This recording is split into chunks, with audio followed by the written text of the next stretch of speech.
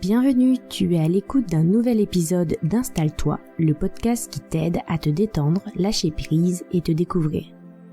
Je m'appelle Laetitia, je suis coach et praticienne en hypnose. Je suis là pour t'aider à mieux comprendre ton comportement, tes pensées et partir à la découverte de toi-même. Si ce podcast te plaît, partage-le et laisse une note, un commentaire ou un like pour nous encourager à continuer. Installe-toi confortablement, c'est parti pour l'épisode d'aujourd'hui.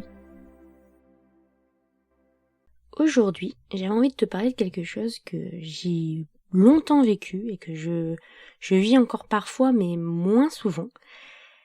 J'ai envie de te parler de l'adaptation aux autres. Au fait que tu t'adaptes, que tu fasses attention, que tu observes, que tu t'ajustes ce que tu dis, ce que tu fais par rapport aux autres, parfois même sans vraiment t'en rendre compte. Et sur le moment, ça fonctionne. Ça évite les tensions, ça rend les choses plus fluides. Il y a quelque chose qui joue en dessous.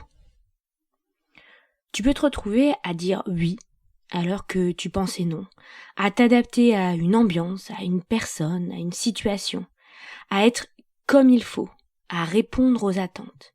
Et souvent, tu ne t'en rends pas compte tout de suite, voire tu ne t'en rends pas compte du tout. Et c'est après, quand tu es seul, quand tu ressens quelque chose, un léger décalage, une fatigue ou cette impression de ne pas être complètement toi, ou encore de ne plus savoir ce qui est toi. Alors, tu peux te dire que c'est normal, que c'est ça, vivre avec les autres, qu'il faut faire des compromis, s'adapter un minimum. Et puis c'est vrai qu'en vivant en communauté, forcément, on réagit, on s'adapte à notre environnement. Mais là, on parle pas vraiment de ça. On parle pas d'une petite adaptation, d'un changement de ton, d'une façon de prendre les formes, etc. Parce que parfois, tu ne fais pas que t'adapter. Tu t'ajustes tellement que tu ne sais même plus ce que toi, tu aurais fait. Tu ressens les autres très vite. Tu captes les attentes, les réactions, les ambiances. Et sans t'en rendre compte, tu t'alignes tellement vite que toi, tu passes après. Et ça se fait automatiquement.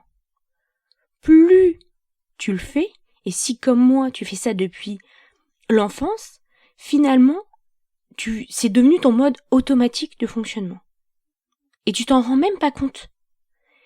C'est après, quand le décalage est si énorme, quand tu ressens vraiment ce vide, ce décalage entre ce que tu ressens et ce qui paraît, que là tu te dis, mince, il y a un truc qui va pas.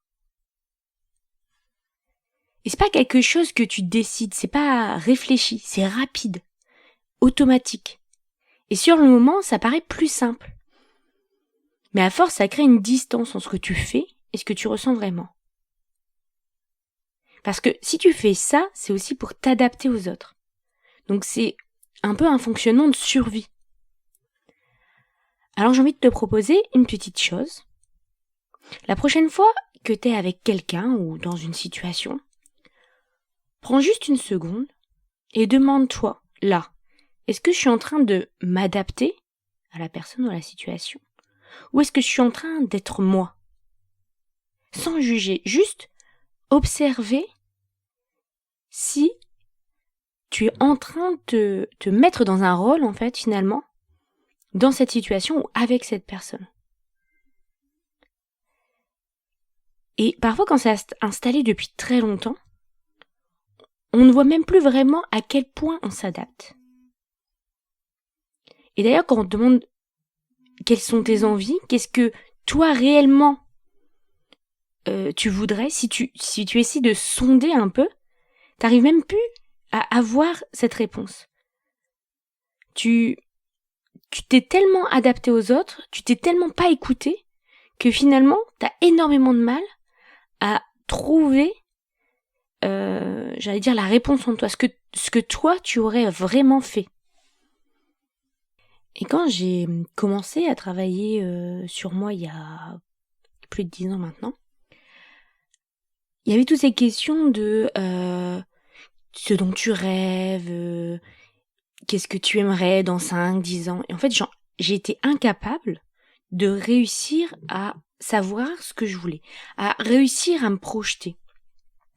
Parce que finalement, je faisais toujours ce qu'on attendait de moi.